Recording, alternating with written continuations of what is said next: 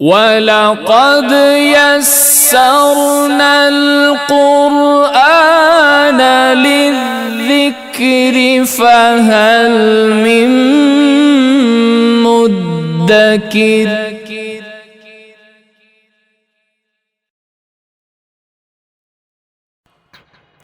الحمد لله رب العالمين والصلاة والسلام على سيد الأنبياء والمرسلين وعلى آله وصحابه أجمعين، أما بعد، فأعوذ بالله من الشيطان الرجيم. بسم الله الرحمن الرحيم.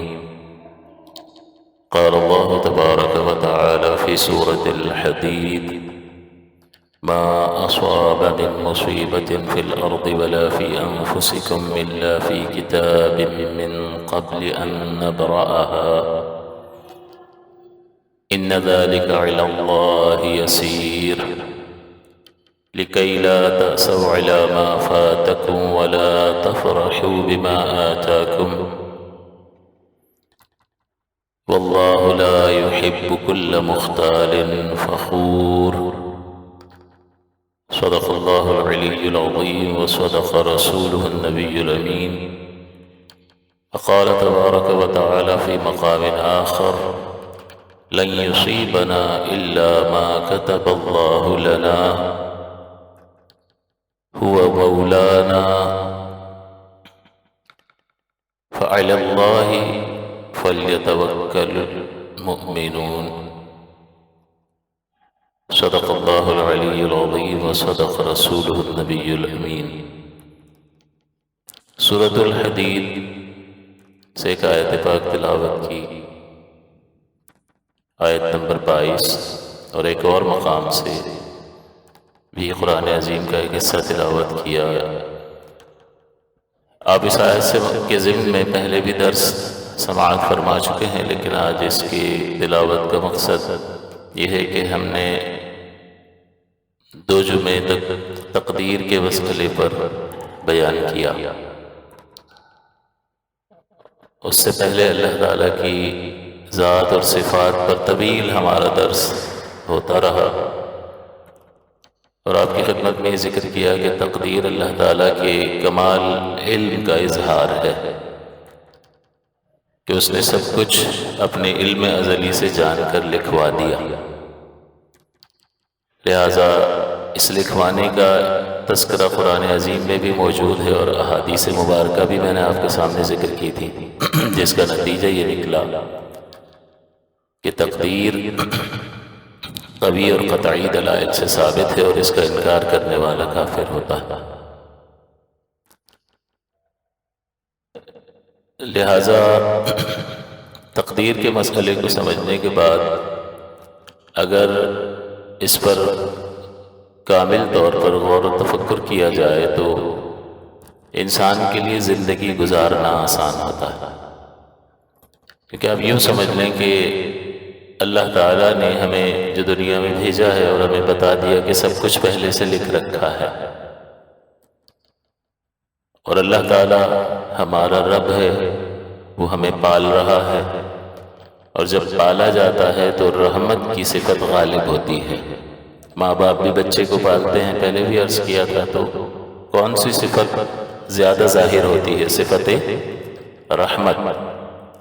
اللہ تبارک و تعالیٰ بھی ہمیں پال رہا ہے، ہماری ضروریات کو پورا فرما رہا ہے.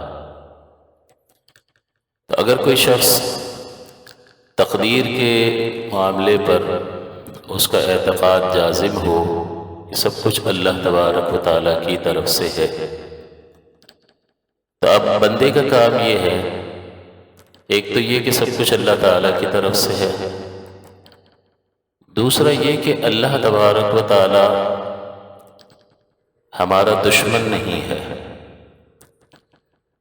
وہ ظالم نہیں ہے معاذ اللہ، بلکہ اس نے خود فرمایا: وسعت رحمتی کل شیء، کہ میری رحمت ہر شے کو گھیرے ہوئے ہے.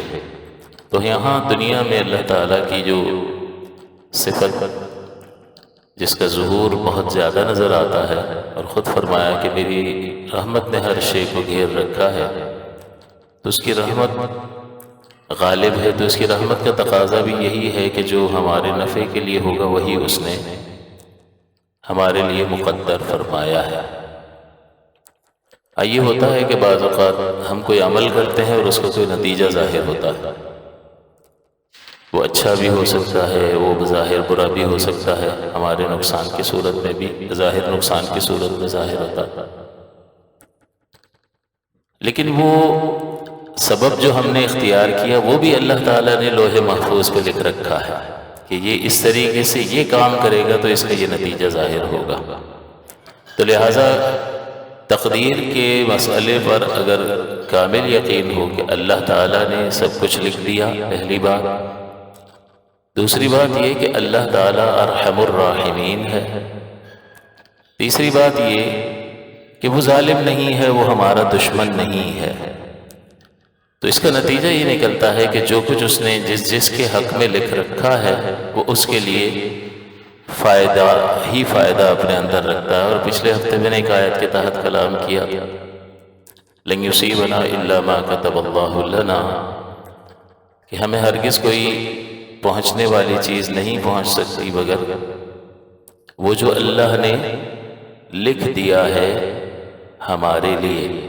اب کتبہ سے بھی یہاں معلوم ہو گیا کہ سب کچھ لکھ دیا ہے، تو یہاں کتبہ سے تقدیر کا معاملہ کہ سب کچھ مقدر ہے، لکھا جا چکا ہے، یہ ثابت ہو گیا۔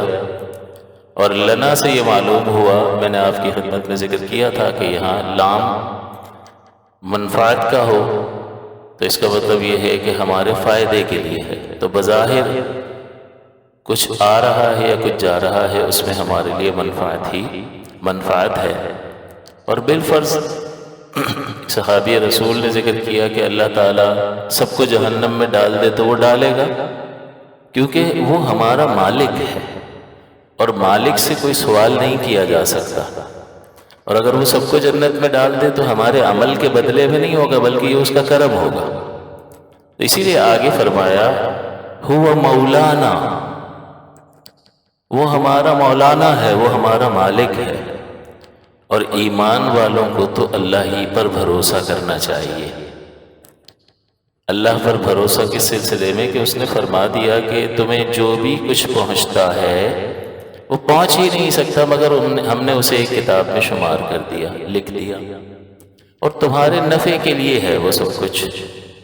بظاہر اس کی کوئی بھی صورت ہو، چاہے جانے کی صورت میں ہو یا آنے کی صورت میں ہو، اور وہ ہمارا مالک ہے۔ تو اس سے بھی یہ اعتراض ختم ہو جاتا ہے کہ فلاں چیز کیوں ہو گئی، میرا مال کیوں چھن گیا، میرا قریبی عزیز جو ہے وہ کیوں اس دنیا سے رخصت ہو گیا۔ وہ ہمارا مالک ہے، اور ایمان والوں کو اس ہی پر بھروسہ کرنا چاہیے۔ تو آپ بھروسہ کس بنیاد پر کرتے ہو؟ اس شخص پر کرتے ہو جو آپ کو دھوکہ نہ دے۔ ایسا ہی ہے، کسی کو ادھار مال کب بیچتے ہیں؟ جب آپ کو کامل یقین ہوتا ہے کہ دھوکہ نہیں دے گا، پیسے دے جائے گا۔ آپ نے سابقہ کوئی ٹریڈنگ کر رکھی ہوتی ہے تو اس کی بنیاد پر آپ اس کا کریڈٹ بیلنس بڑھاتے بھی جاتے ہیں، پہلے 2 لاکھ کا دیتے تھے، 10 لاکھ تک پہنچا دیا اس کو، اچھا آدمی دے دیتا ہے پیسے۔ یا اگر نہیں جانتے تو کسی سے بھائی کہیں گے کوئی گارنٹی کروا دو، تو وہ کسی سے فون کروا دیتا ہے، ہم اس کو جانتے ہیں، تو پھر اس کی بنیاد پر بھی بھروسہ۔ تو توکل اور بھروسہ کس بنیاد پر ہوتا ہے کہ دھوکہ نہیں دے گا۔ تو جو اللہ پر ایمان رکھتا ہے تو اس ایمان اور یقین کا تقاضا یہ ہے کہ وہ اللہ پہ بھروسہ کرے گا۔ علی اللہ فلیتوکل المؤمنون، اللہ ہی پر بھروسہ کرتے ہیں ایمان والے۔ تو یہ ایمان سے لے آؤ پیچھے۔ ایمان کا مطلب اللہ تعالیٰ کی ذات پاک پر جو کچھ اس نے اپنے حبیب کریم کے ذریعے سے ہم تک پہنچایا اس پر یقین رکھنا۔ تو جب اس پر یقین رکھیں گے تو اس بھیجے ہوئے میں یہ بھی تو ہے کہ اللہ ہمارا دوست ہے، اللہ رب العالمین ہے، اللہ ارحم الراحمین ہے۔ یہ آیت پاک کہ اس نے جو کچھ لکھا ہے ہمارے فائدے کے لیے لکھا ہے، تو یہ سب کچھ پر بھی ایمان ہوگا یا نہیں ہوگا؟ تو یہ سب کچھ پر ایمان ہونا اس بات کا تقاضا اندر سے ڈیمانڈ کرے گا کہ اسے ہی پر بھروسہ ہونا چاہیے۔ تو اس آیت پر پچھلے جمعے بھی کلام ہو گیا تھا۔ اگر ہم تھوڑا سا غور کریں، زندگی آسان بنانا چاہیں، تو ہمیں یہ سوچنا چاہیے کہ سب کچھ لکھا ہوا ہے، اب اس میں کوئی رد و بدل اس اعتبار سے نہیں ہو سکتا کہ اللہ تعالیٰ کی طرف معاذ اللہ جہالت کی نسبت کرنا لازم آئے کہ اللہ کو تو معلوم ہی نہیں تھا، اس نے لکھ دیا اور پھر بدل گیا، دیکھو ایسا نہیں ہو سکتا۔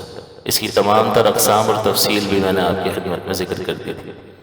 آج جو آیت پاک تلاوت کی، اس میں بھی یہی بیان ہے۔ اللہ تعالیٰ فرماتا ہے ما اصاب من مصیبت، کہ کوئی پہنچنے والی چیز تم تک نہیں پہنچتی۔ یہ مصیبت کا لفظ ہماری اردو میں پہلے بھی بتایا تھا کہ بری چیز کو ہی مصیبت کہتے ہیں، یار کیا مصیبت ہے، لیکن عربی زبان میں مصیبت کا مطلب ہے پہنچنے والی۔ تب وہ پہنچنے والی چیز اچھی بھی ہو سکتی ہے اور بظاہر نقصان دہ بھی ہو سکتی ہے۔ کسی کو اللہ تعالیٰ نے وافر مقدار میں رزق دے دیا تو یہ بھی مصیبت ہے، پہنچنے والی چیز، اور کسی کا مال لے لیا تو یہ بھی مصیبت ہے کہ اللہ کی طرف سے پہنچنے والی چیز۔ تو اللہ تعالیٰ نے فرمایا ما اصاب من مصیبت، کہ کوئی پہنچنے والی چیز نہیں پہنچتی ہے فی الارض ولا فی انفسکم، نہ زمین میں اور نہ تمہاری جانوں میں۔ زمین سے مراد یہ ہے کہ پھلوں کی کمی ہو گئی، اناج کی کمی ہو گئی، بارشوں کی کمی ہو گئی، یعنی اطراف کے ذرائع سے جو کچھ ہمیں حاصل ہو رہا تھا اس بنیاد پر کوئی چیز پہنچ گئی۔ تو پہنچنے سے مراد فصلیں بہت زیادہ ہو گئی، یہ بھی پہنچنا ہے، کمی واقع ہو گئی، یہ بھی پہنچنا ہے۔ وَلَا فِي أَنفُسِكُمْ، اور نہ ہی تمہاری اپنی جانوں میں۔ تو اپنی جان میں پہنچنے والی چیز کیا ہے؟ بیماری آ گئی، اولاد کا حاصل نہ ہونا، تنگ دستی کا ہونا، فراخ دستی کا نہ ہونا۔ اسی طرح اس کی ضد لے لیں تو وہ بھی پہنچنے والی ہے کہ اپنی ذات ہی میں اولاد بھی ہے، منصب بھی ہے اور رزق کی کشادگی بھی ہے۔ تو یہ فی انفسکم، تو دو اعتبارات سے اس کو بیان فرمایا کہ اطراف سے حاصل ہونے والی، پہنچنے والی کوئی بھی چیز، اور اپنی جان سے پہنچنے والی کوئی بھی چیز تمہیں نہیں پہنچتی ہے الا فی کتاب، مگر وہ تو ایک کتاب میں درج ہے، اللہ تعالیٰ نے اسے پہلے سے لکھ رکھا ہے، من قبل ان نبرأہا، اس سے پہلے کہ ہم اسے پیدا کریں۔ اب یہ پہلے بھی ذکر کیا تھا کہ ایک تو پہلے سے لکھ دینا اللہ کی بڑی کمال علم پر دلیل ہے کہ ایک چیز ابھی پیدا بھی نہیں کی ہے اور اس سے اللہ تعالیٰ نے مخلوق کے پیدا کرنے سے 50,000 برس پہلے سب کچھ لکھ دیا۔ تو ایک چیز ہے نہیں، اس سے پہلے سب کچھ لکھ دینا کہ یہ اپنے ارادے اور اختیار سے کیا کیا عمل کرے گا، اور باقی اللہ تعالیٰ اس کو کیا کچھ اپنی طرف سے دے گا اور کیا کچھ اپنی طرف سے اس سے لے لے گا، وہ سارا کچھ اس نے لکھ دیا۔ اور ابھی وہ مخلوق پیدا بھی نہیں ہوئی، پھر جب وہ پیدا ہوگی اور جیسے جیسے وقت گزرے گا اور اس شے کے ملنے کا یا جانے کا وقت آئے گا تب وہ واقعہ اس کے ساتھ ہو جائے گا۔ تو یہ کس قدر بڑی بات ہے کہ کتاب میں سب کچھ لکھا ہوا ہے، لیکن جیسے جیسے وقت آ رہا ہے وہ چیزیں ہو بھی رہی ہیں۔ اب اتنی بڑی کائنات ہے، اس میں ایک وقت میں کتنے لوگوں کے ساتھ کتنا کچھ ہر لمحے ہو رہا ہے، تو جو کچھ بھی اللہ تعالیٰ نے لکھ دیا اس میں ذرہ برابر بھی ٹائمنگ کا فرق نہیں پڑتا۔ پہلے بیان کیا تھا کہ ہم بھی کوئی بہت سارے کسی دن کام آ جائے نا تو ہم ایک لسٹ بنا لیتے ہیں جس کو کہتے ہیں ٹو ڈو لسٹ، اور پھر اس کا وقت ہو جاتا ہے تو ہم اس کو ٹک مارک کرتے ہیں تاکہ ہم بھول نہ جائیں، کوئی چیز رہ نہ جائے۔ اس میں بھی بعض اوقات بعض چیزیں رہ جاتی ہیں، لیکن اللہ تعالیٰ فرماتا ہے کہ ہم نے پہلے سے لکھ بھی رکھا ہے اور جیسے ہی اس کا وقت ہوتا ہے تو ہم اسے پیدا بھی کر دیتے ہیں۔ تو کہ ایک دو چیز تو نہیں ہے نا، ایک آدمی کے ساتھ ہر لمحے کتنے معاملات ہو رہے ہیں، تو کتنی چیزوں کی تخلیق ہر شخص کے ساتھ جڑی ہوئی ہے۔ تو یہ اللہ تعالیٰ کی کمال قدرت کی دلیل ہے یا نہیں ہے؟ وہ بھولتا نہیں ہے، اس کا کامل اس کا علم بھی کامل ہے، اور جو کچھ وہ کرنا چاہتا ہے کوئی اسے روک نہیں سکتا، اس میں ذرہ برابر اسے تاخیر نہیں ہو سکتی۔ یہ ہمارے رب کی عظمت ہے۔ تو اللہ تعالیٰ نے فرمایا من قبل ان نبرأہا، ہم نے لکھ رکھا ہے اس سے پہلے کہ ہم اسے پیدا کریں۔ ان ذلک علی اللہ یسیر، اور بلا شبہ یہ اللہ کے لیے بالکل آسان ہے، یہ کوئی اس کے لیے مشکل بات نہیں ہے۔ تمہیں ایسا لگ رہا ہے کہ مشکل ہے، لیکن آج کل تم نے بھی ایسی ڈیوائسز اور ایسے آلات ایجاد کر لیے ہیں کہ کمپیوٹر میں ڈال دو تو وہ خود آپ کو بتا رہا ہوتا ہے کہ بھئی یہ اس چیز کا ٹائم ہو گیا ہے، اور باقاعدہ اسکرین پر آ جاتا ہے۔ آپ موبائل میں کوئی چیز سیو کر لو تو وہ الارم بجا رہی ہوتی ہے، بھئی فلاں چیز آپ نے نوٹ کروائی تھی، اس کا وقت ہو گیا۔ تو اب تو تم نے وہ ڈیوائسز بنا لی ہیں کہ جس کی بنیاد پر تمہاری مشین اس کو یاد رکھ لیتی ہے، تو بتاؤ اس خالق کائنات کی قدرت اور عظمت کی کوئی انتہا ہو سکتی ہے کہ اس انسان کو جس کو اللہ نے بنایا اس نے ایسی چیزیں ایجاد کر لی کہ وہ یاد دلا رہی ہے۔ سینکڑوں چیزیں ہوں گی، مشین یاد دلائے گی، جیسے ٹائم ہوگا مشین یاد دلا دے گی۔ تو ان ذالک علی اللہ یسیر، تو بے شک اللہ تعالیٰ پر یہ آسان ہے۔ تو یہ تو جیسے جیسے ٹیکنالوجی ترقی کرتی رہے گی، آگے بڑھتی رہے گی، اسلام کی حقانیت اور زیادہ واضح اور آشکار ہو کر سامنے آتی رہے گی۔ لیکن صحابہ کی عظمت پر قربان جائیں کہ اس دور میں جب ٹیکنالوجی بالکل بھی نہیں ہے، قرآن اتر رہا ہے تو اللہ فرما رہا ہے ان ذالک علی اللہ یسیر، تو وہ اس پر ایمان لا رہے نہیں لا رہے؟ بھئی قرآن اتر رہا، حضور کی زبان مبارک سے سن رہے، آمنا وصدقنا۔ آج ٹیکنالوجی نے ہمارے لیے آسان کر دیا کہ ہم ان چیزوں کو سمجھ سکتے ہیں کہ ہاں بھائی بالکل یہ تو ہم کر کے دکھا سکتے ہیں کسی حد تک مشین کے ذریعے سے۔ اب اللہ تعالیٰ یہ جو فرما رہا ہے کہ جو کچھ تمہیں پہنچ رہا ہے بظاہر تمہارے فائدے کے لیے ہے یا تمہارے نقصان، بظاہر تمہارا نقصان بھی ہو جاتا ہے، تو نتیجہ کیا ہونا چاہیے؟ تقدیر پر یقین کا انسانی زندگی پر اثر کیا ہونا چاہیے؟ لِكَيْ لَا تَعْسَوْا عَلَىٰ مَا فَاتَكُمْ، تاکہ تم غم نہ کھاؤ اس چیز پر جو تم سے جاتا رہا۔ اب یہاں غم نہ کرنے کا فرمایا تو اس کا مطلب یہ ہے کہ بے صبری کی کیفیت میں جو غم ہوتا ہے کہ معاذ اللہ ہمارے ساتھ ہی ایسا کیوں ہو گیا، دوسرے سب آرام سے جی رہے ہیں، ہمارا ہی گھر مل گیا، معاذ اللہ یہ اس طرح کی کیفیت کے ساتھ اگر غم کر رہا ہے، ویسے تو غم طبعی اور فطری ہے، کوئی چیز نقصان ہوگا، کوئی اپنا پیارا چلا جائے گا تو طبعی طور پر غم کی کیفیت تو طاری ہوگی۔ رحمت دو عالم صلی اللہ علیہ وسلم کے صاحبزاد حضرت ابراہیم کا جب وصال ہوا، شیر خوار ہیں، چھوٹے بچے ہیں، دودھ پیتے، تو حضور کی چشمان مبارک سے آنسو جاری ہوئے۔ صحابہ نے کہا حضور آپ بھی رو رہے ہیں؟ تو حضور نے فرمایا یہ تو طبعی چیزیں ہیں، اس پر انسان کا کوئی اختیار اور کنٹرول نہیں ہے، آپ اسے روک نہیں سکتے ہیں۔ روک سکتے ہیں تو اللہ تعالیٰ اپنے بندے کو اتنا ہی پابند کرتا ہے جتنی اس نے قدرت رکھی ہے، لا یکلف اللہ نفسا الا وسعها۔ تو غم تو طاری ہوگا کسی چیز کے جانے پر، چاہے وہ مالی نقصان ہو یا کسی اور اعتبار سے کوئی نقصان ہو رہا ہو، لیکن بے صبری والا غم کرنے کا یہاں پر منع فرمایا ہے، لِكَيْ لَا تَعْسَوْا عَلَىٰ مَا فَاتَكُمْ۔ تو اگر تقدیر پر کامل یقین ہو کہ ہمارے رب نے سب کچھ لکھ رکھا ہے اور ہمارا رب ہمارے حق میں بہتر فیصلہ فرمانے والا ہے، کیونکہ ہم بہت سارے موقعوں پر بہت ساری چیزوں کو اپنے لیے بہتر سمجھتے ہیں لیکن وہ ہمارے لیے بہتر نہیں ہوتی۔ خود فرمایا عَسَىٰ أَن تَكْرَهُوا شَيْئًا وَهُوَ خَيْرٌ لَكُمْ، کہ ہو سکتا ہے تم اپنے لیے کسی چیز کو ناپسند کرو اور وہ وہی تمہارے لیے بہتر ہو، وَعَسَىٰ أَن تُحِبُّوا شَيْئًا، اور ہو سکتا ہے کہ کسی چیز کو محبوب رکھو، وَهُوَ شَرٌّ لَكُمْ، اور وہ تمہارے لیے خطرناک و نقصان دہ ہو۔ واللہ یعلم وانتم لا تعلمون، اللہ جانتا ہے تم نہیں جانتے اگلے لمحے کیا ہونے والا ہے۔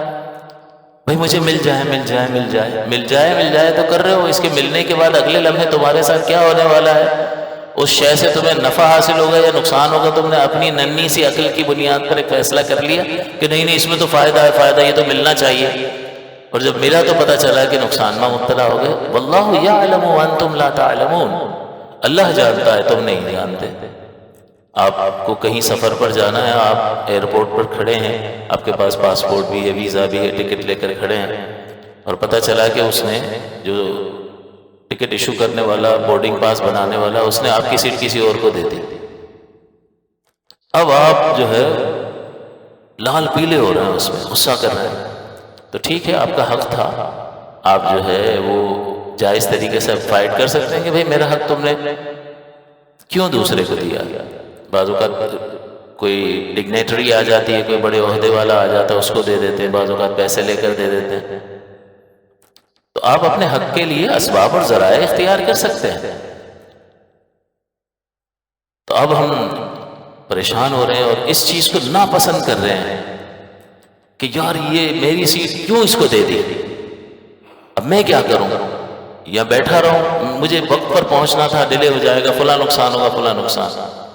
اب یہ اس نہ جانے کو بہت ناپسند کر رہا ہے، اپنا بورڈنگ پاس، اپنی سیٹ کسی اور کے دیے جانے کو بہت ناپسند کر رہا ہے، لیکن بہرحال نہیں ملی اس کو سیٹ، نہیں دی۔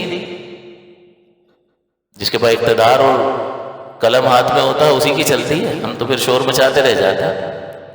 بہرحال وہ سواری چلی گئی اور چند گھنٹوں کے بعد پتہ چلا کہ جہاز کریش ہو گیا اور جتنے سوار تھے سارے کے سارے ہلاک ہو گئے۔ اب اس کی کیفیت کیا ہوگی؟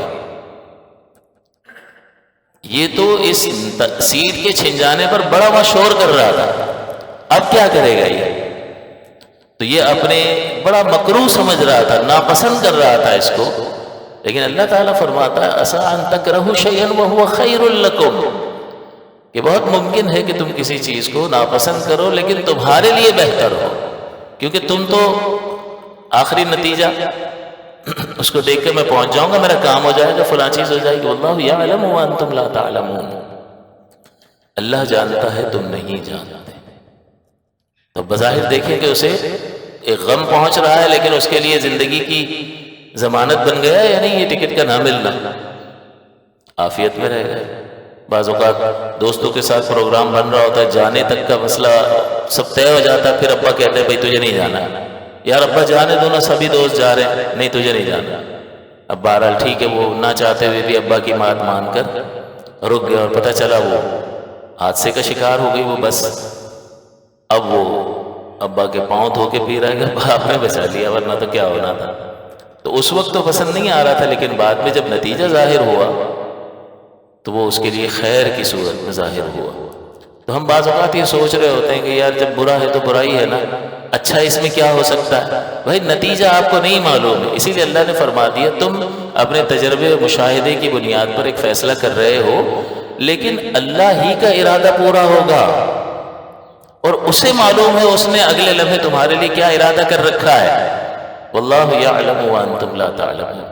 حضرت موسیٰ علیہ السلام حضرت خضر علیہ السلام کے ساتھ جب آپ نے سفر فرمایا تو حضرت خضر علیہ السلام نے ایک چھوٹا سا بچہ کھیل رہا تھا، اس کو مار دیا۔ اب موسیٰ علیہ السلام بے قرار ہوئے کہ بھئی ایک جان آپ نے لے لی، اس کا کوئی قصور نہیں تھا، کچھ نہیں تھا، آپ نے بچہ مار دیا۔ خضر علیہ السلام نے موسیٰ علیہ السلام کو جب ساتھ رکھا تھا تو فرمایا تھا آپ میں جو بھی کروں آپ سوال نہیں کریں گے مجھ سے، لیکن وہ واقعہ ایسا ہو گیا کہ موسیٰ علیہ السلام کی طبیعت اس بات کو گوارا نہیں کر رہی تھی کہ بھئی یہ تو ایک قتل کرنا تو بہت بڑا گناہ، اور خضر علیہ السلام جیسی شخصیت تو یہ کیا ہے؟ تو آپ نے فرمایا میں نے تمہیں کہا تھا نا کہ آپ سوال نہیں کریں گے، تو آپ نے کہا کہ اچھا اب نہیں کروں گا۔ آگے گئے کسی سفینے میں، جہاز میں سوار ہوئے، تو سفینہ جو ہے وہ بیچ دریا میں جب پہنچا ہے تو اس کے تختے میں سوراخ کر دیا۔ وہ جب تختے میں سوراخ کریں گے تو پانی آئے گا تو کشتی ڈوب نہیں جائے گی۔ اب موسیٰ علیہ السلام پھر بے قرار کہ یہ آپ نے کیا کیا؟ اتنے مسافر سوار ہیں، ان کی جان کی آپ کو فکر نہیں ہے، آپ نے یہ کیا کام کیا؟ پانی بھر جائے گا، جہاز ہی ڈوب جائے گا، اور یہ کسی کی صحیح سالم کشتی کو توڑ دینا، حقوق العباد کا مسئلہ، یہ دو چیزیں، یہ کیا کیا آپ نے؟ تو موسیٰ حضرت خضر علیہ السلام نے کہا میں نے آپ کو نہیں کہا تھا کہ آپ میرے ساتھ رہیں گے، صبر نہیں کر سکیں گے؟ تو انہوں نے کہا بھئی میں بھول گیا، اگر اب میں آپ سے کسی معاملے میں کوئی سوال کروں تو پھر آپ مجھے ساتھ مت رکھنا، جدائی ہمارے درمیان ہو جائے گی۔ ٹھیک ہے، یہ تم نے کہہ دیا۔ پھر آگے چلے تو ایک بستی میں گئے تو اب بہت زیادہ تھکن تھی، بڑا سفر کیا تھا، بھوک غالب تھی، پیاس غالب تھی، تو مختلف گھروں میں جا کر کہا کہ بھئی مسافر ہیں، دور سے آئے ہیں، کھانا بھی نہیں ہے، پانی بھی نہیں ہے، تو کسی نے بھی مہمان نوازی نہیں کی اور دروازے بند کر دیے کہ ہمارے پاس کچھ بھی نہیں ہے، جاؤ یہاں سے۔ اب وہ پوری بستی میں جہاں جانا تھا گئے، اور پھر وہاں سے کسی نے مہمان نوازی نہیں کی، ان کی بات نہیں سنی، تو وہ واپس جانے لگے تو حضرت خضر علیہ السلام نے دیکھا کہ ایک دیوار ہے جو گر رہی ہے، جھکی ہوئی ہے ایک طرف، تو آپ نے اس دیوار کو سیدھا کر دیا۔ اب پہلے تو جو کام ہوئے تھے وہ نہیں کرنے والے تھے کر دیے، بچہ مار دیا، نہیں مارنا چاہیے تھا، کسی کی کشتی لوگوں کی جان خطرے میں ڈالی، اس کی صحیح سالم کشتی توڑ دی، نہیں کرنا تھا کیا، اور یہاں انہوں نے مہمان نوازی نہیں کی تو ان کی دیوار نہیں بنانی تھی، بنا دی۔ تو موسیٰ علیہ السلام سے رہا نہ گیا، پوچھا کہ آپ نے یہ دیوار بنا دی، چلو بنا تو دی تو کچھ اجرت ہی مانگ لیتے ان سے، کہ انہوں نے تو ہمیں کچھ بھی نہیں دیا تو ہماری ضرورت پوری ہو جاتی۔ اور خضر علیہ السلام نے کہا ذا فراق بینی و بینک، اب آپ کے اور میرے درمیان جدائی ہے، اب میں آپ کو ساتھ نہیں رکھوں۔ موسیٰ علیہ السلام نے کہا ٹھیک ہے، وہ تو میں نے کہا تھا، لیکن بتاؤ تو صحیح یہ 3 کام تم نے کیوں کیے ہیں؟ تو خضر علیہ السلام نے کہا یہ سب اللہ کے حکم سے کیا ہے، اب بچہ مار دیا، کشتی توڑ دی، دیوار بنا دی، جو نہیں کرنا تھا کر دیا، اور جو کرنا تھا وہ نہیں کیا۔ تو اب اس کی حکمت جو ہے خضر علیہ السلام نے ذکر فرمائی، تو ہمیں یہ سمجھ میں آئے کہ 2-3 مثالیں تو میں نے سواری کی بھی دے دی، اور اس میں بھی آپ کو یہ سمجھ آئے گا کہ وہ خضر علیہ السلام نے کہا کہ وہ جس بچے کی تم بات کر رہے ہو کہ اسے مار دیا بغیر کسی قصور کے کسی جان کا لے لینا کتنا بڑا جرم ہے۔ تو آپ نے فرمایا کہ یہ بچہ جو ہے وہ بڑا ہو کر شرک اور کفر میں اندیشہ تھا کہ مبتلا ہوتا، اور اس کے ماں باپ نیک ہیں، یہ ان کے بھی کفر اور شرک میں مبتلا ہونے کا سبب بن جاتا، کیونکہ وہ اس کی محبت میں خود بھی مبتلا ہو جاتے ہیں۔ بہت بڑا نقصان تھا یا نہیں تھا؟ تو اللہ تعالیٰ نے اس بچے کو اٹھا لیا، اس کو بھی کفر و شرک سے بچا لیا، کیونکہ ابھی ارتکاب تو کیا نہیں ہے نا اس نے، جب بڑا ہو کے کوئی جرم کرے گا تو سزا ملے گی نا، اللہ نے پہلے سے ہی اس کو، تو یہ اس کے حق میں بہتر تھا یا غلط ہوا؟ اور اس کے ماں باپ کے حق میں بھی تو بظاہر ہمیں نظر آ رہا ہے کہ بچہ مار دیا، لیکن اللہ کو معلوم ہے۔ تو کیا اللہ ہمارا رب پوری لسٹ ہمیں بتائے کہ دیکھو بھائی تمہارے ساتھ یہ کرنے لگا ہوں، لیکن اس میں تمہارے لیے بہتری ہے؟ یہ تو نہیں ہوگا۔ اللہ تعالیٰ نے اس آیت میں فرما دیا نا کہ اللہ پر بھروسہ کرو اور آنکھیں بند کر لو وہاں پر، کیونکہ تم ایمان والے ہو، تو ایمان والے کا کام ہے کہ وہ اپنے رب پر بھروسہ کرے کہ وہاں سے دھوکہ نہیں ہوگا۔ یہ نہیں ہوگا کہ ایک لسٹ بنا کے تمہیں دے دی جائے کہ اب جو تمہارے ساتھ ہونے والا ہے نا اس میں دیکھو تمہارے لیے یہ فائدہ ہے، لہٰذا بے قرار مت ہونا، یہ نہیں ہوگا۔ پہلے کہہ دیا کہ سب کچھ لکھا ہوا ہے، تمہارے نفع کے لیے لکھا ہوا ہے، اللہ ارحم الراحمین ہے، اور مومن کا کام یہی ہے کہ وہ اللہ پر بھروسہ کرتے ہیں، وہ ہمارا مولانا ہے، ہمارا مالک ہے۔ تو یہ بچہ بظاہر چلا گیا لیکن یہ مفید تھا۔ اسی طرح سے کہا کہ آپ کشتی کی بات کر رہے ہیں، تو کشتی جو میں نے توڑ دی وہ اس وجہ سے توڑی کہ آگے کنارے پر بادشاہ کے سپاہی ہر ثابت اور سالم کشتی کو اپنے قبضے میں لے رہے تھے، بادشاہ نے حکم دیا تھا۔ اب یہ جو 2 افراد، یہ 2 لڑکوں کی کشتی تھی، اور یہ بہت اچھے لوگ تھے، تو اللہ تعالیٰ نے اس طریقے سے حفاظت فرمائی کہ اس میں عیب پیدا کر دیا، اور جیسے ہی سپاہیوں نے اس ٹوٹی ہوئی کشتی کو دیکھا، کشتی کو ٹوٹا ہوا دیکھا، اس میں تو پانی بھر رہا ہے تو قریب ڈوب جائے گی، تو انہوں نے کشتی کو چھوڑ دیا۔ اب دیکھیں یہ توڑنا ان کے حق میں بہتر ثابت ہوا یا نہیں ہوا؟ ورنہ تو پوری کی پوری کشتی جا رہی تھی۔ اور جہاں تک ڈوبنے کا، لوگوں کی جانوں کو خطرے میں ڈالنے کا تعلق ہے، تو حضرت خضر علیہ السلام نے موسیٰ علیہ السلام سے یہ فرمایا کہ آپ کی توجہ نہیں رہی، یاد ہے جب آپ بہت چھوٹے تھے اور فرعون نے حکم دیا تھا، خواب اس نے دیکھ لیا تھا کہ ایک بچہ بنی اسرائیل میں پیدا ہونے والا ہے جو تیری حکومت کو ختم کرے گا، تو اس نے لڑکوں کو قتل کرنے کا حکم دیا۔ اب موسیٰ علیہ السلام اس سال میں پیدا ہوئے جس سال میں قتل کا حکم تھا، 1 سال چھوڑ دیتا تھا، 1 سال قتل کرتا تھا۔ تو آپ کے بھائی ہارون علیہ السلام اس سال میں پیدا ہوئے جس میں بچے چھوڑ دینے کا وہ سال تھا، اور موسیٰ علیہ السلام کو اس سال میں پیدا کیا کہ جس میں قتل کرنے کا۔ اب ان کی والدہ کو اللہ تعالیٰ کیا فرما رہا ہے کہ جب تجھے خوف ہو تو اس کو پانی میں، ٹوکری میں ڈال کے پانی میں ڈال دینا۔ اگر آپ کو اپنے بچے کے بارے میں کوئی نقصان کا ماں کو خوف ہوگا تو کیا کرے گی؟ دروازہ بند کر دے گی، پانی میں ڈال دے گی، ڈالے گی وہ۔ لیکن اللہ نے دل میں بات ڈال دی کہ جب تمہیں خوف ہو کہ سپاہی ڈھونڈتے ڈھونڈتے آئیں گے، تمہارے بچے کو دیکھ لیں گے اور قتل کر دیں گے، یہ اندیشہ ہو تمہیں، تو ان کے آنے کا جب اندیشہ ہو تو تم اسے پانی میں دریا میں ڈال دینا. اب دریا تو زبردست ہلاکت کا سبب ہے. تو خضر علیہ السلام نے توجہ دلائی کہ آپ شاید یاد نہیں رہا آپ کو کہ جب آپ چھوٹے تھے تو آپ کی والدہ نے اللہ کے حکم سے آپ کو پانی میں نہیں ڈال دیا تھا، اعلیٰ ترین اسباب ہلاکت میں ڈال دیا. لیکن آپ تو جانتے ہیں نا کہ یہ ساری کائنات اسی کے حکم سے چل رہی ہے، تو پھر دریا کی کیا مجال ہے کہ ڈبا دے. تو اسی نے کہا ایک کشتی میں سوراخ کر دو، تو اگرچہ تھوڑا سا پانی اوپر آ گیا تاکہ دیکھنے والے کو لگے کہ یہ تو سوراخ ہے، عنقریب ڈوب جائے گی، لیکن اللہ ہی کا راج چل رہا ہے. ایک خاص مقدار سے زیادہ پانی اس میں نہیں بھرے گا. تو جو آپ کے اس ٹوکری کو جس میں آپ تشریف فرما تھے آپ کی والدہ نے دریائے نیل میں ڈال دیا، اس کو ڈبویا نہیں اور اس کو سنبھالا اور فرعون کے دربار تک پہنچا دیا آپ کو صحیح سالم، وہ اس کشتی کی حفاظت نہیں فرمائے. تو دونوں اعتبارات سے اس میں بہتری تھی. اللہ نے اپنی کمال قدرت کو بھی ظاہر فرمایا اور جو حکم فرمایا اس میں ان دونوں افراد کے لیے بہتری کا پہلو تھا. تو جو کچھ اللہ نے ہمارے لیے لکھ دیا ہے اس کو سمجھ لیں کہ اس میں ہمارے لیے بہتری کا پہلو ہے. اگر یہ یقین جازم اور کامل ہو جائے گا تو اب چاہے کچھ بھی ہو جائے اطمینان رہے گا، بیزار اور بے قرار نہیں ہوگا، بے صبری کا مظاہرہ نہیں کرے گا.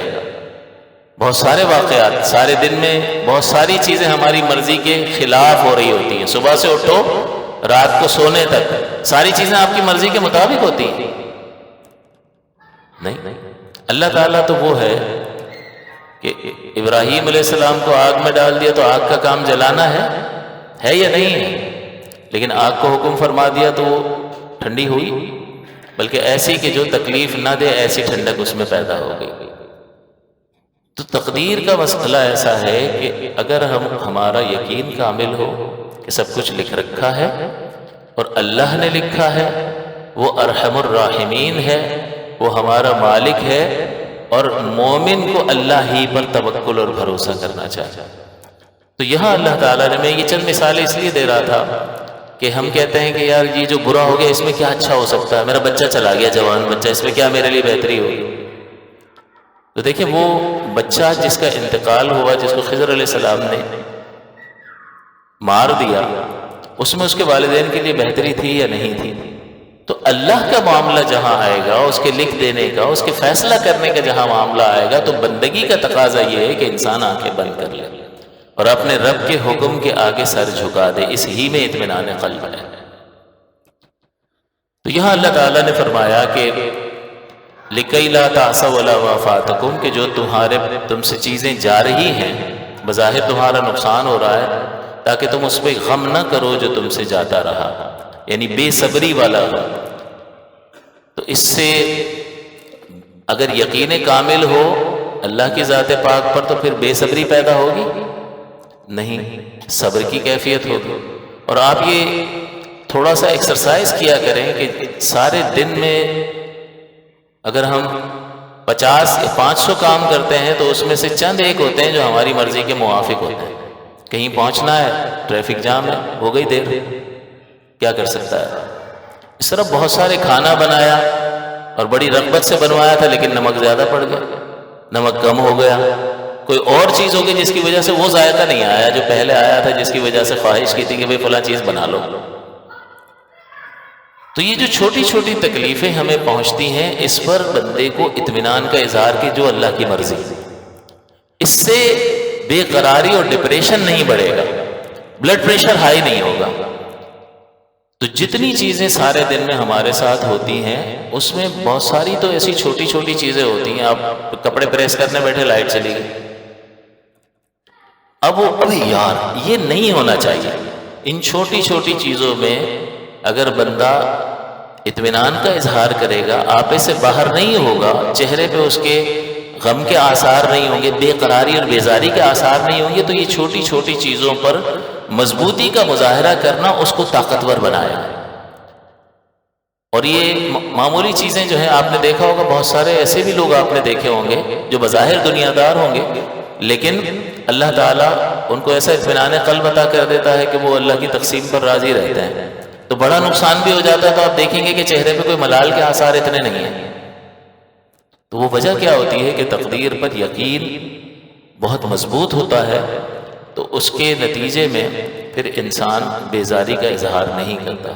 اور ہمارا رب وہ ہے کہ حضرت ابو ہریرہ رضی اللہ تعالیٰ عنہ اور ابو سعید خدری رضی اللہ تعالیٰ عنہ بیان کرتے ہیں، امام بخاری نے اس حدیث کو روایت کیا کہ بندہ جب کوئی شخص کسی شخص کو کوئی تھکن پہنچے، تھک جائے، یا اسے بیماری پہنچے، یا اسے کوئی بھی غم یا کوئی بھی تکلیف پہنچے، حتیٰ کہ اسے ایک کانٹا بھی چبھ جائے، تو اللہ تعالیٰ اس تکلیف کی وجہ سے اس کے گناہوں کو معاف فرماتا ہے۔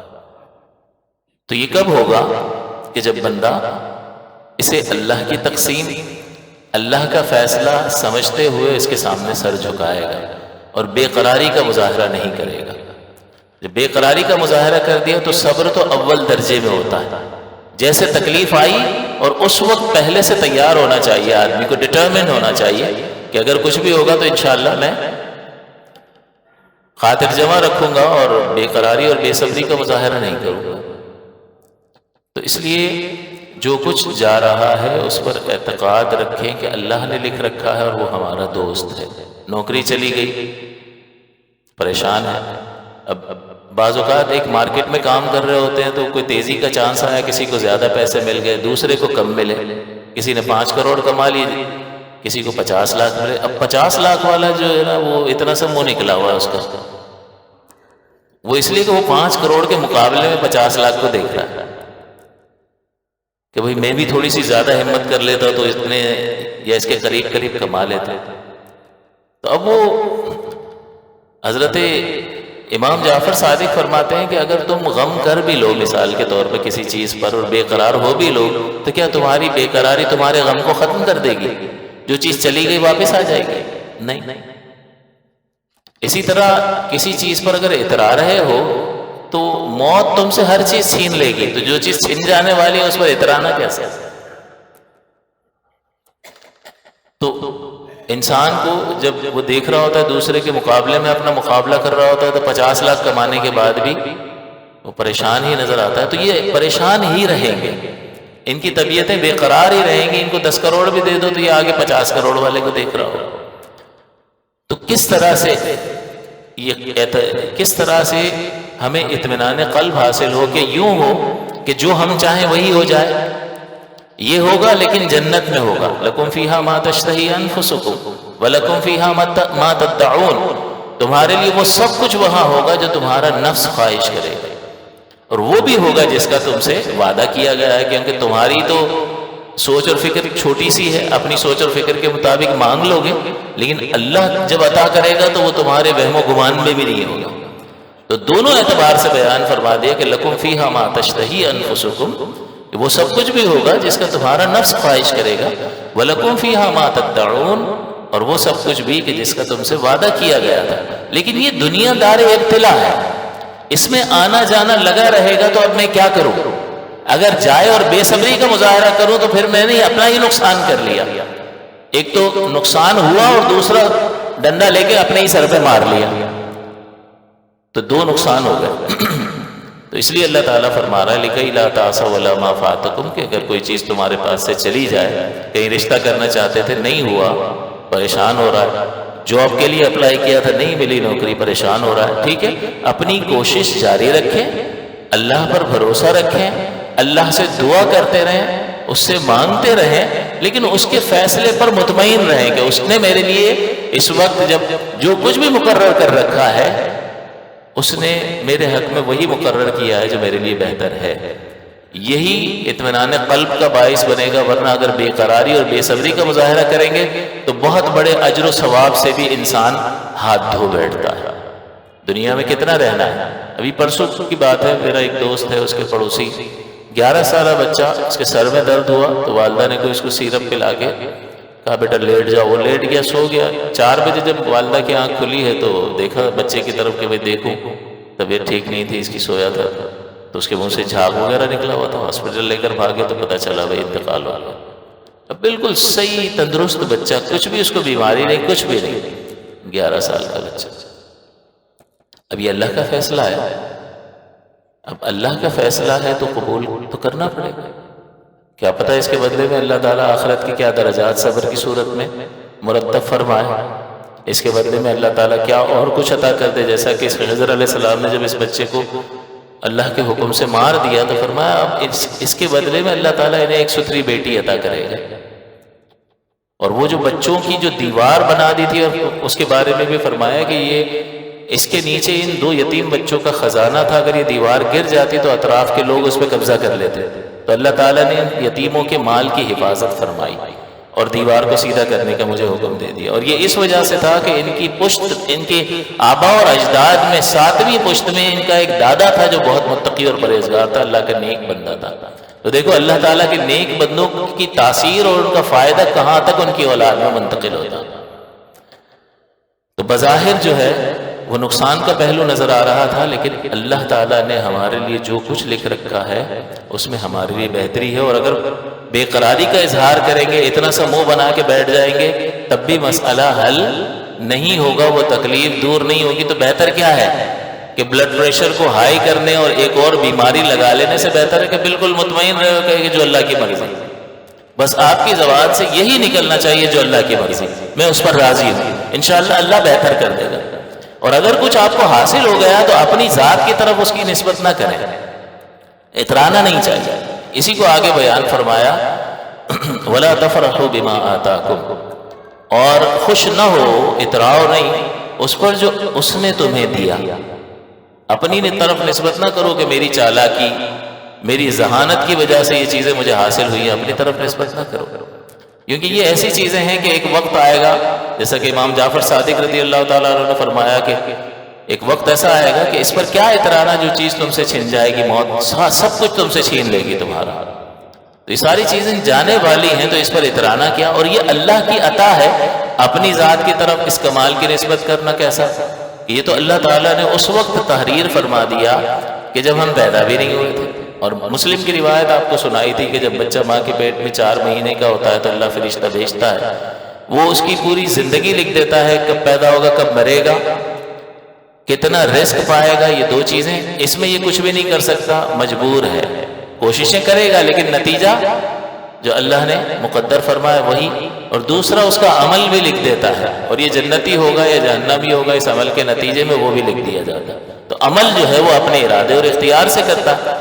تو یہ ساری چیزیں تو اس وقت لکھ دی گئیں کہ جب ہم ماں کے پیٹ میں 4 مہینے کے تھے.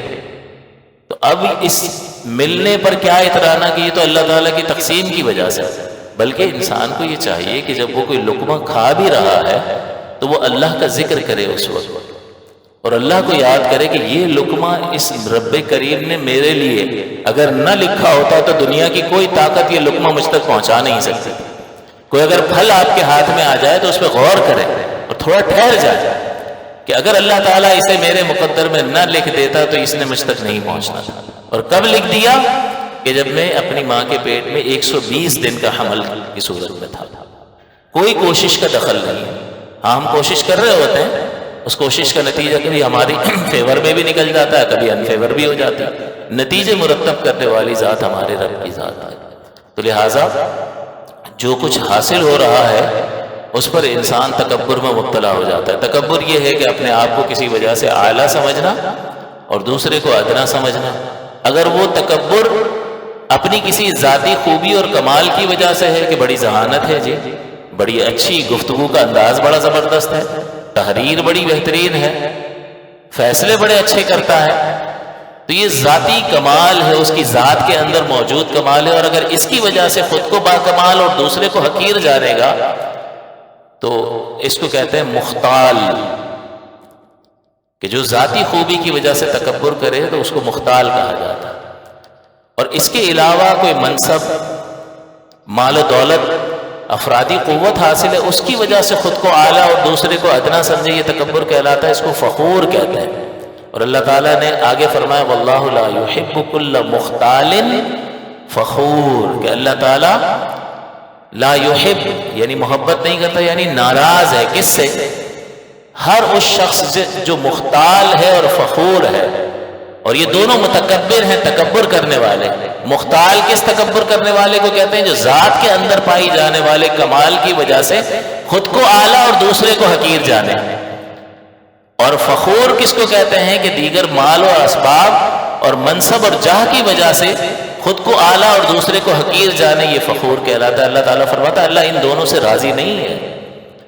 تو ہم بھی غور کریں کہ ہمارے پاس بہت سارے اوقات میں بہت ساری چیزیں جمع ہوتی ہیں جس کا نتیجہ شکر کی صورت میں ظاہر ہونا چاہیے کہ اللہ تیرا شکر ہے، تیرا کرم ہے کہ تو نے یہ چیزیں میرے حصے میں لکھ دی تو مجھے مل گئی، اس میں میرا قطعاً کوئی کمال نہیں ہے، تو یہ شکر کا تقاضا کرتا ہے۔ اور آزمائش کہ اللہ کی تقسیم ہے، وہ ہمارا مالک ہے، وہ ہمارے لیے بہتر ہی فیصلہ کرے گا، وہ صبر کا تقاضا کرتا ہے۔ مایوسی کی طرف جانے سے اللہ تعالیٰ نے منع فرمایا ہے، تو کچھ چلا جائے تو اس پر صبر کرنے کی ضرورت ہے، اور کچھ حاصل ہو تو اس پر تکبر نہیں بلکہ شکر کرنا چاہیے۔ اللہ تعالیٰ ایسے لوگوں سے راضی نہیں ہے جو تکبر کرتے ہیں۔ لہٰذا خلاصہ کلام اس ساری بحث کا یہ ہے، اسے چند جملوں میں یاد رکھ لیں کہ سب کچھ اللہ تعالیٰ نے لکھ رکھا ہے، وہ ہمارے بظاہر نفع کا بھی ہو سکتا ہے اور بظاہر نقصان کا بھی ہو سکتا ہے، لیکن نتیجے کے اعتبار سے ہر چیز ہمارے لیے بہتر ہے، اس لیے کہ اللہ تعالیٰ نے ہمارے لیے لکھ رکھا ہے، اور وہ ہمارا دوست ہے، ہمارا مددگار ہے، ہمارا پالنے والا ہے۔ اور جب پالتا ہے کوئی بھی شخص تو رحمت کی صفت غالب ہوتی ہے۔ تو ان چیزوں کا جب ان سوچ اور فکر کا جب غلبہ ہوگا تو قرار پیدا ہوگا، اللہ تعالیٰ کی رضا پر راضی رہنے کا ذہن بنے گا، اور اس کے لیے ہمیں تھوڑا بہت اہتمام کرنا پڑے گا۔ یہ علم تو آپ کو حاصل ہو گیا کہ جو چیز جا رہی ہے اس پر صبر کا تقاضا ہے، ورنہ آپ بے قراری سے اپنے آپ کو مجرم بنا لیں گے اور مزید بیماریوں میں تو مبتلا ہو سکتے ہیں، لیکن اس مصیبت کو دور نہیں کر سکتے۔ جو چیز آنے والی ہے وہ ٹل نہیں سکتی ہے۔ حضرت حضور علیہ السلام نے حضرت ابن عباس رضی اللہ تعالیٰ عنہ سے فرمایا کہ اگر ساری دنیا تجھے نفع پہنچانے پر جمع ہو جائے، ساری دنیا جمع ہو جائے، تیری فیور کرے، تو اتنا ہی نفع پہنچا سکتی ہے جتنا اللہ تعالیٰ نے تیرے مقدر میں لکھ دیا۔ اور اگر ساری دنیا تجھے نقصان پہنچانے پر جمع ہو جائے تو اتنا ہی نقصان پہنچا سکتی ہے جتنا اللہ تعالیٰ نے تیرے نصیب میں لکھ دیا۔ تو اب اس کا مطلب کیا کہ پوری دنیا کی طاقت ایک طرف، اللہ تعالیٰ کا فیصلہ ایک طرف۔ تو بندگی کا تقاضا یہ ہے کہ انسان اپنا سر اللہ تعالیٰ کی بارگاہ میں جھکائے، اور جو چھوٹی چھوٹی چیزیں، دن میں سینکڑوں چیزیں ہماری مرضی کے خلاف ہوتی ہیں، اس پہ چہرے پر بل بھی نہیں آنا چاہیے۔ یہ پریکٹس کریں کہ کوئی بھی چیز آپ کی مرضی کے خلاف، آپ نے گلاس اٹھایا ہاتھ سے چھوٹ گیا، جو اللہ کی مرضی، مسکراہٹ آنی چاہیے۔ موبائل چھن گیا تو ٹھیک ہے، اللہ کی مرضی، کوئی مسئلہ نہیں۔ اب کوئی دیکھنے والا کہے گا پاگل ہے، ہنس رہا ہے، لیکن اگر ہم صبر کا مظاہرہ کریں گے اللہ اس سے بہتر بدل عطا فرمائے گا۔ یہ بھی تو اسی نے دیا تھا نا، تو اس نے ہی دیا تھا اور اس نے لے لیا۔